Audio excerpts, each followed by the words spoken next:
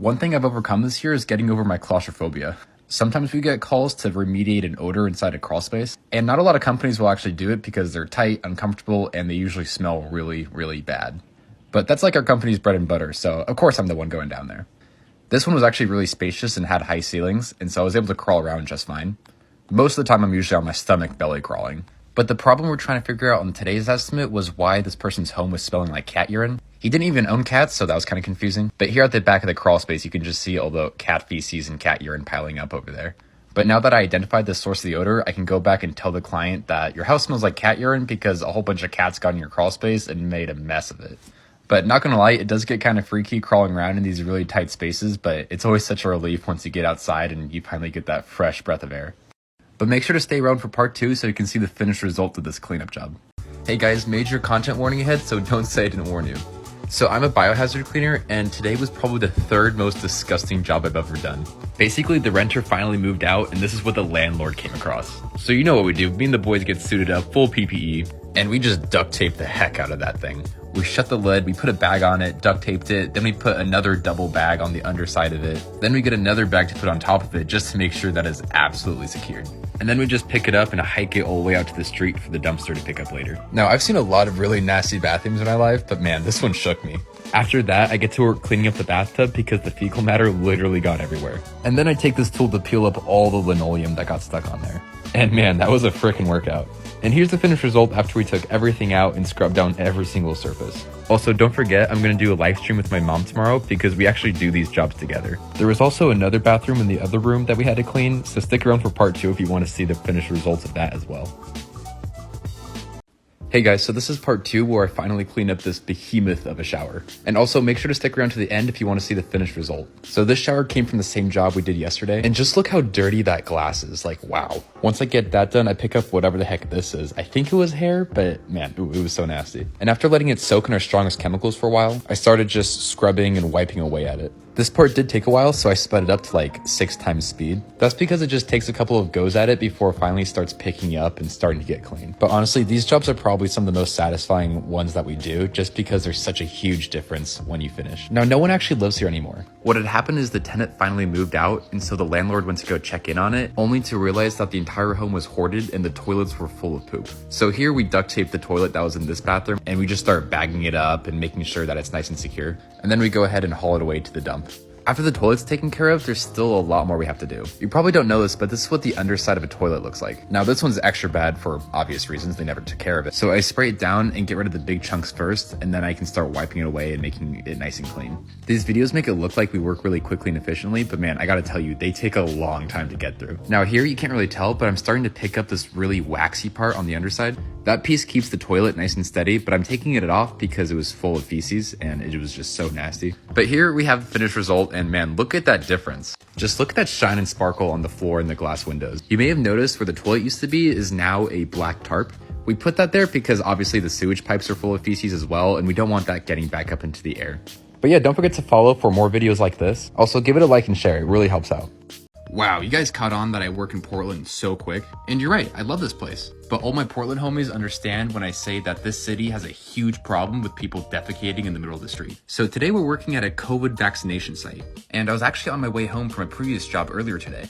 But when I found out that our healthcare workers needed help, I was there within the hour. So you guys know the drill. I got my duct tape layer on, and then double gloves, and then I got my full suit of PPE on. So then I opened up my bag, got it ready, and I just started spraying all that crap. Then I just scooped it up with my scraper and towel and put it in the bag, and proceeded to spend the next 10 years of my life scrubbing it down with my rags and brushes. They were also worried that the inside of the porta potty might have had some fecal matter, so I scrubbed it down for them just in case.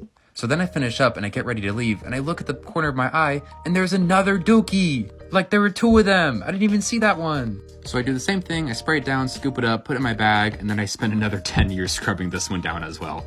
But now it looks a lot better, and they're all safe, so yay. Working at a biohazard company doesn't mean I just pick up human poop. I also pick up rat feces, raccoon feces, squirrel feces. I pick up all the feces. So that means every now and then I have to go in a super hot attic and just suck up all the insulation that the rats got into. Basically, we just rent this giant vacuum cleaner that just sucks everything up super quickly. Then we just go row by row, picking up all that insulation that's been soaked in urine and feces and all that nasty stuff. So even though it sucks being in a 100-degree attic, it's honestly kind of satisfying. I mean, look how quickly and efficiently that thing picks everything up. It's honestly pretty fun. Also, if you guys have any questions about the work I do, feel free to ask them in the Q&A. I love interacting with you guys. You guys are awesome. Yo, I'm glad someone actually brought this question up. So as you guys know, I help clean out hoarder houses, which can range from just a little bit of stuff to literally up to the ceiling with junk. So part of the reason why people hire us instead of like a junk removal company is because we actually take the time to look through their stuff and find valuable items and sort through all of it, right? So for example, this corner that I'm working on, we got permission to throw everything away because it was all expired and really gross. Other times we might just have a client that's like, yeah, even though it's covered in rat feces, I have to keep it and I need you guys to box it up for me. So as of late, I've been stepping into more of a marketing and sales role with the company, which is great and all, but I'm low-key terrified of public speaking. And so when I found out that I had to speak and educate a group of home inspectors about the work we do, I was so scared.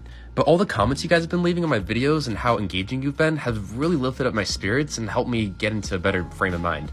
So I'm super thankful for each and every one of you guys. Also, here's a video of my cats. They're super cute. So this is actually a question I get asked quite a bit. And basically the short answer is that life has accidents and there better be someone out there that can clean it up the right way.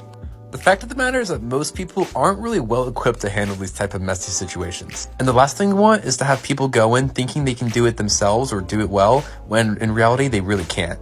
Even this job that I'm doing now was already supposedly clean when I got there. A maid company had already been in there and supposedly cleaned it when in reality, I mean, you guys saw it was not clean at all. But as soon as I was finished, I took a look back and honestly, I was pretty proud of the work I did.